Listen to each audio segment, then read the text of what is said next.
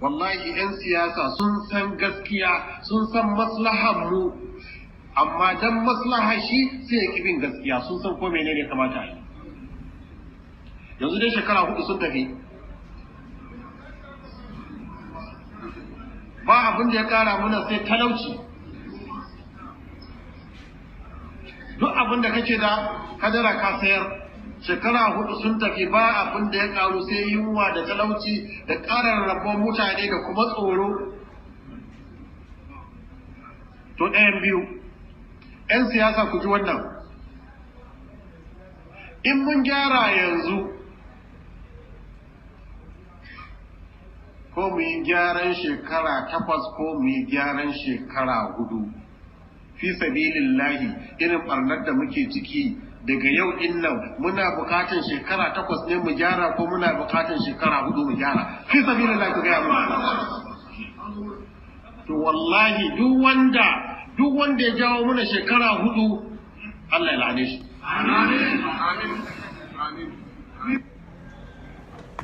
أعوذ بالله السميع العليم من الشيطان الرجيم بسم الله الرحمن الرحيم وصلى الله على النبي الكريم.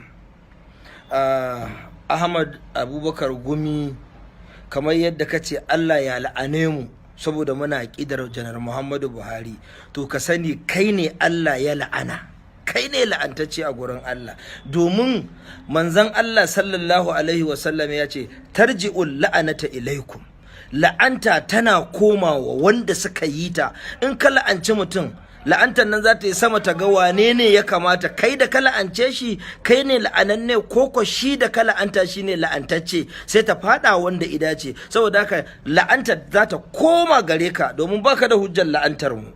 Mun gamsu da cewa Janar Muhammadu Buhari shugaba ne da kace ya ƙara mana talauci, wannan ƙarya kake yi. Domin talauci da ne muka san muna cikin talauci, me yasa? Domin bamu san ina muka dosa ba.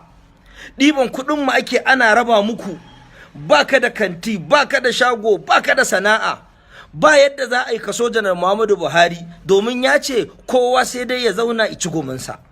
Na farko kenan. Na biyu, abin da irin ku ba za su so Janar Muhammadu Buhari ba, saboda kai ka kasa ganewa ita siyasa fitowa ake a yi ta, kamar yadda mun fito muna yin ta. Ka fito ka yi siyasa, maimakon ka fito baro ka yi siyasa, sai maimakon ka shiga ta kofa sai kake shiga ta window, wai kana so ka yi wa mutane dabara. Kamata yayi a bayan kujerarka ka saka tutar jam'iyyar PDP, musan cewa honorable Ahmad Abubakar Gumi ne, ba Malam Abubakar Gumi ba. Ka saka rigar malinta kana la'antar waɗansu mutane don ba su yarda da irin aƙidar ka ba. Wannan fahimtar ka kenan, kuma Buhari muke, kuma Buhari zami.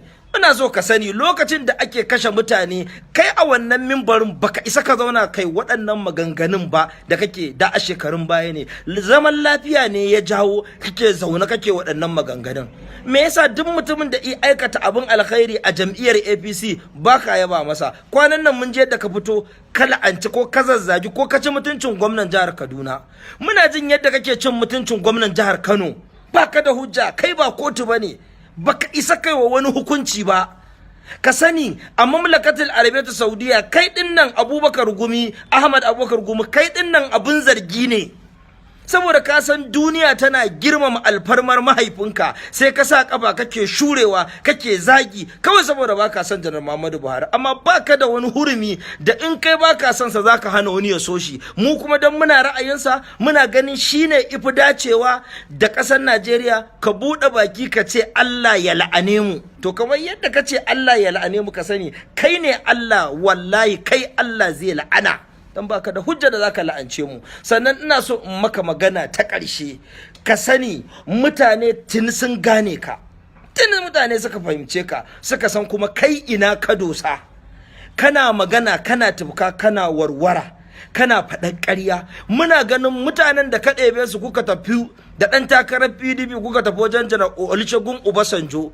A cikinsu akwai masu rajin kafa ƙasar Biafra, waɗanda suke mara wa Nnamdi Kanu.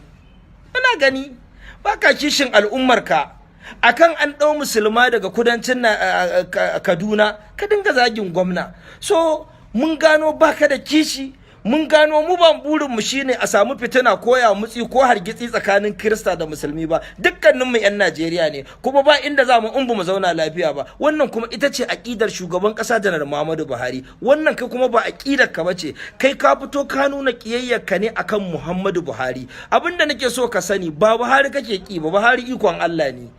A mamlakatul arabiyyar saudiya akan consulate na wannan kasar, akan an ka tura matarka za a yi mata wata takarda, an ce ba a shiga da niqab a rufe fuska sai an gano wane ne, saboda maza suna wannan shigar. Ka fito ka dinga zagin wannan consulate din, abun kunya, abun tausayi. Ku da Allah manzo Allah sallallahu alaihi wasallam ya faɗa cewa al ulama warathatul anbiya'i. Kai ka baddala, ka fita daga cikin tsarin su, ka koma daga kala'anci wannan sai yau ka zagi wannan, ka zama scandalous. Wannan ba zai taimake ka ba a siyasar Najeriya. Abinda muke so next takara mu ga ka fito dan takarar gwamnan jihar Kaduna ko dan takarar shugaban kasa a Najeriya. Amma Janar Muhammadu Buhari, su Malam Nasiru yan Rufa'i, su Dr. Abdullahi Umar Ganduje, waɗannan ba sa'o'in ka bane, sun fi karfin ka. In za ka yi siyasa kai siyasa, in za ka zauna a matsayinka na malami ka zauna a matsayinka na malami, ka faɗi ra'ayinka, ba mu hana ka ba, amma ba zai yi ka la'anci mutanen da su kuma suke ra'ayin Janar Muhammadu Buhari ba. Wassalamu alaikum wa rahmatullahi wa barakatuh.